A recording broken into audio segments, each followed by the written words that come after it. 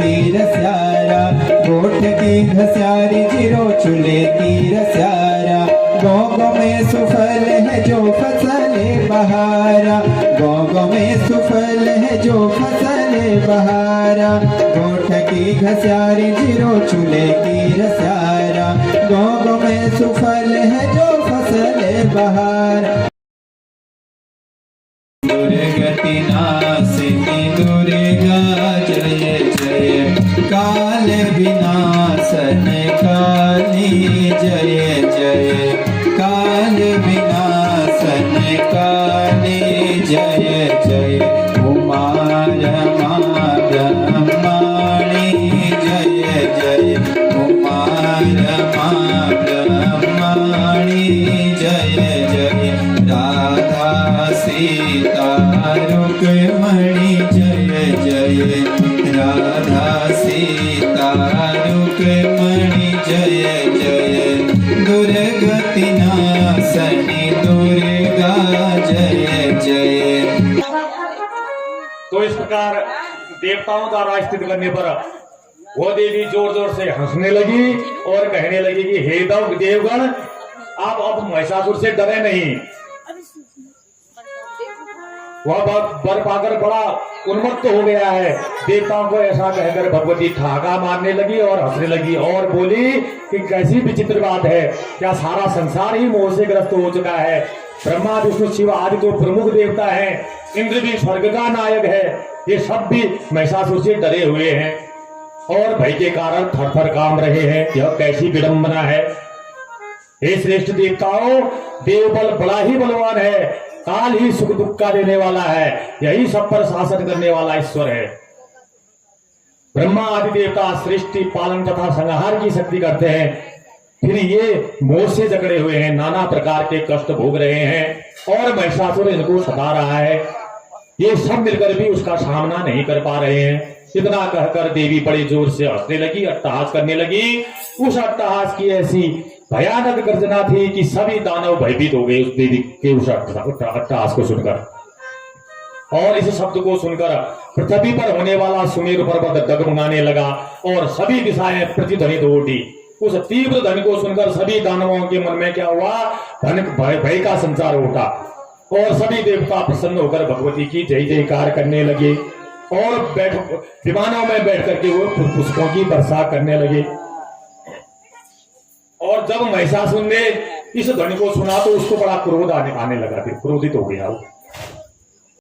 मैया मैया बोले मेरा हो, मैया मैया बोले मेरा मन एक तारा माँ, तुझे दिल ने पुकारा, माँ तुझे दिल ने पुकारा। और गंभीर वाणी में बोली कि हे मंत्री, मैं देव माताओं के रूप में प्रकट हुई हूं, सभी दैत्यों का विनाश करना ही मेरे आने का प्रयोजन है। देवताओं ने महिषासुर के विनाश के लिए मुझसे प्रार्थना की थी, इसलिए उसके वध के लिए बिना सेना के मैं अकेली यहाँ पर आई हूँ। और तुमने जो आदर पूर्वक मुझसे बात की है, मैं इससे बहुत प्रसन्न हो गई हूँ और मैं बहुत प्रसन्न हूं, अन्यथा मैं कालाग्नि के समान मैं तुमको भस्म भी कर सकती थी। अब तुम जाओ और मेरी ओर से उस पापी महिषासुर से कहना कि यदि तुम जीवित रहना चाहते हो तो अभी पाताल में प्रवेश करो, नहीं तो युद्ध भूमि में मैं तुम्हें मार डालूंगी और तुम्हारे मरने पर जो देवता लोग हैं वह फिर स्वर्ग में सुखों को भोगेंगे। इसलिए तुम समुद्र से घिरी पृथ्वी का राज्य छोड़ दो। यदि तुम्हारे मन में युद्ध करने की इच्छा हो तो अपनी सेना को लेकर रणभूमि में उतरो, मैं तुम सबको यमपुरी पहुंचा दूंगी। तो इस प्रकार भगवती उससे कह रही है, माँ तुझे दिल में पुकारा, माँ तुझे दिल में पुकारा। शेरा वाली मेहरा वाली जोता वाली माँ, शेरा वाली मेहरा वाली जोता वाली माँ,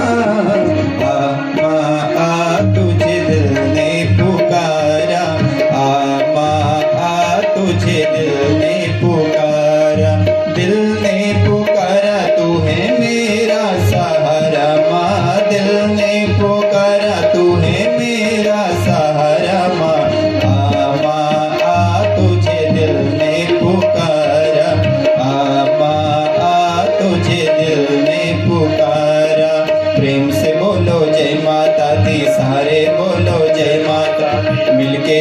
बोलो जय माता दी, हम सब बोले जय माता दी, जय माता दी, जय माता दी, जय माता दी, जय माता। शेरा वाली मेहरा वाली जोता वाली माँ, शेरा वाली मेहरा वाली जोता वाली माँ, आ माँ आ तुझे दिल ने पुकारा, आ माँ आ तुझे दिल ने पुकारा।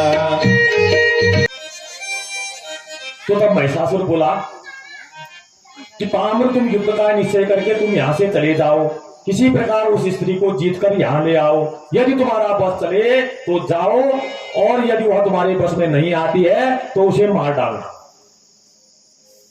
और तुम क्या हो, काम शास्त्र के जानकार हो, किसी भी युक्ति से उस सुंदरी पर विजय प्राप्त करना।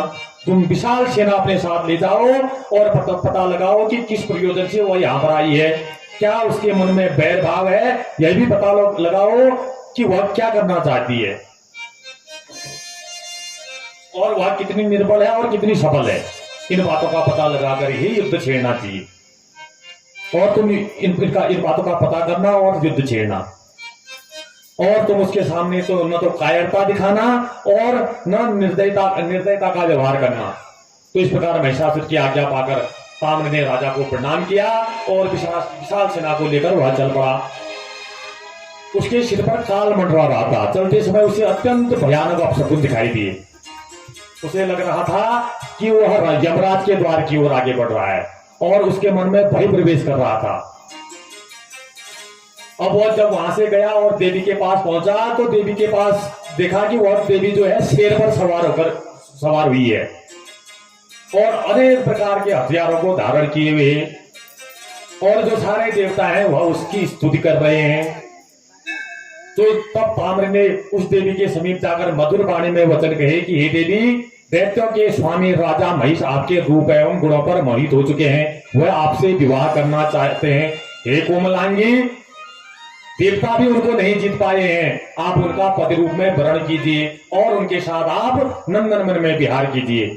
आपको इतना सुंदर शरीर मिला है, इससे सभी प्रकार के सुखों का क्या है कि आप उपभोग करना चाहिए आपको। और आपने अपने हाथों में ये हथियार क्यों धारण कर रखे हैं? इन हाथों में तो फूल होने चाहिए, फूल के गुच्छे होने चाहिए, और मोह रूपी धनुष के रहते आपको कठोर धनुष उठाने की क्या आवश्यकता है? और जब आपके पास कटाक्ष रूपी बाण है तो लोहे के बाणों का बोझ आप क्यों उठा रही हैं? और इस संसार में युद्ध करना सदा दुखदायी होता है।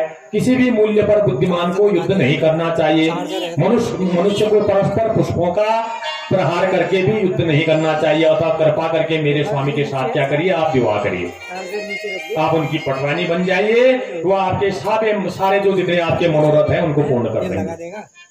तो इस प्रकार ताम्र की बातों को सुनकर भगवती जगदम्बा ने मेघ के समान भयानक गर्जना की, फिर अट्टहास करती हुई बोली कि ताम्र, तुम अपने स्वामी से जाकर कह दो कि वह मरने के लिए तैयार है,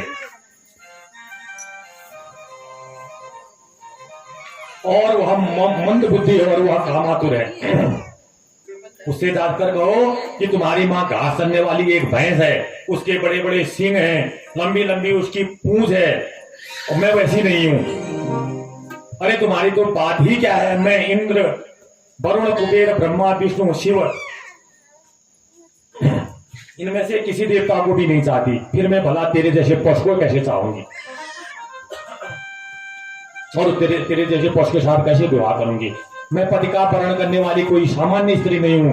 मेरे पति तो क्या है, साक्षात परमात्मा है, वही संसार के आधार है, वो सबकी भावना को आधार करते हैं, और मैं उन्हें छोड़कर तेरे जैसे पशु बुद्धि रखने वाले भैंसे को क्यों अपना पति बनाऊंगी? और इस संसार में समान कुलशील वालों से ही तो संबंध बनाने पड़ते हैं, और इस प्रकार कुलशील वालों से संबंध बना के मनुष्य सुखी होता है। बिना सोचे समझे संबंध जोड़ने से मनुष्य हमेशा मनुष्य को दुख भोगना पड़ता है। और तुम कह रहे हो कि मैं तुम्हें पति रूप में स्वीकार करूं, तो कहां मैं और कहां तुम महिष, हम दोनों का विवाह कैसे हो सकता है? या तो मैं तुम्हारा वध कर दूंगी या फिर लोगों का भार ढोने वाला तुम भैंसा बना दूंगी।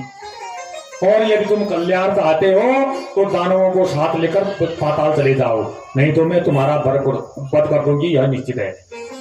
तो बाजो क्षमा रे क्षमा हाट की काली का तेरो पायल बाजो क्षमा रे क्षमा हाट की काली का तेरो पायल बाजो क्षमा रे क्षमा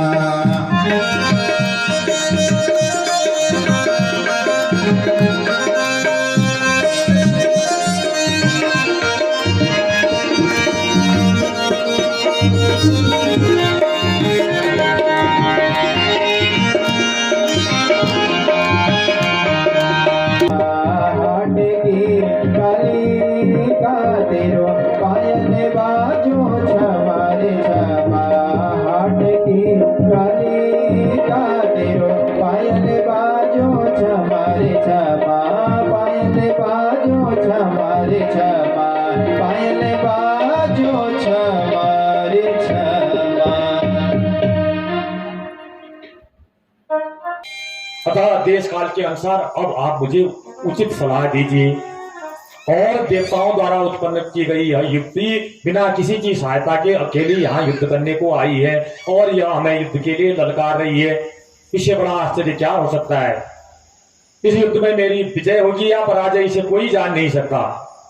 और बहुत ज्यादा संख्या होने से किसी की विजय, न तो बहुत ज्यादा संख्या होने से किसी की विजय होती है, न कम संख्या होने से किसी की पराजय होती है।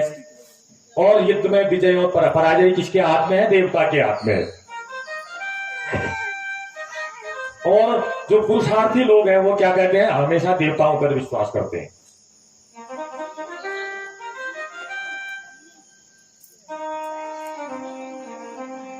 तो अब उसी समय बिडालाक्ष ने हाथ जोड़कर अपने स्वामी से कहा कि स्वामी, इस स्थिति के विषय में यह पता लगाना चाहिए हमको कि यहाँ यह किस लिए आई है और किसकी पत्नी है।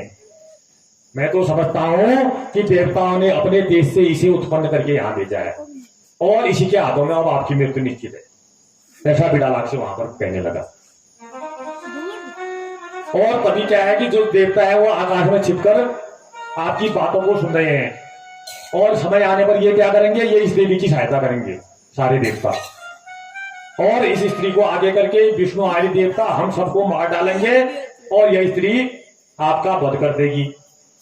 और हमें तो यह आश्चर्य है कि इस बात का है कि एक स्त्री हम लोगों को युद्ध की चुनौती दे रही है। हमें डटकर युद्ध करना चाहिए।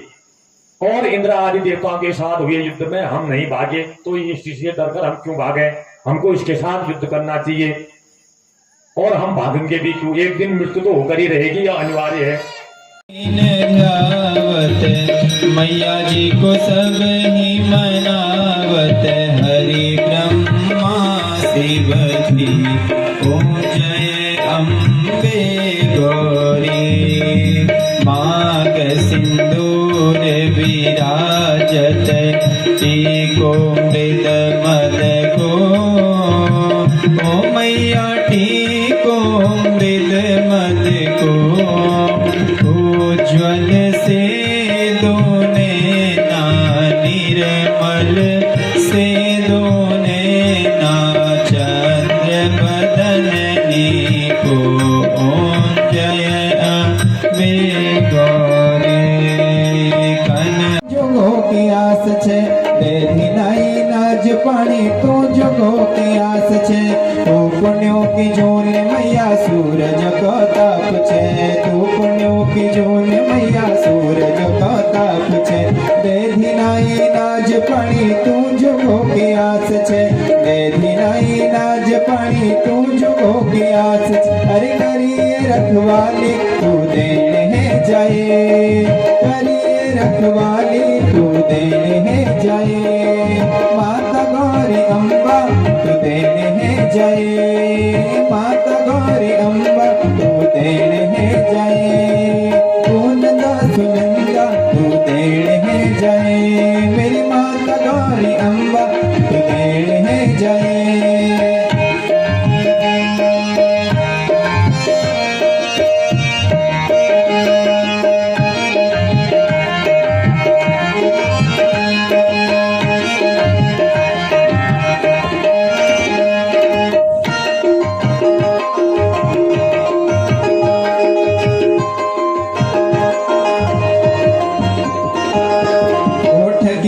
घस्यारी जीरो चूल्हे की रस्यारा गोठ की घस्यारी जीरो चूल्हे की रस्यारा गोग में सुफल है जो फसल बहारा गोग में सुफल है जो फसल बहारा गोठ की घस्यारी जीरो चूल्हे की रस्यारा गोग में सुफल है जो फसल बहार अरे भर दिए भकारा तो देने है जाए भर दिए भकारा तो देने है जाए योगिना योवारा तो देने है जाए योगिना योवारा तो देने है जाए कौन दास नंदा तो देने है जाए माता गौरी अम्बा तो देने है जाए बद्रीनाथा केदारनाथा बद्रीनाथा केदारनाथा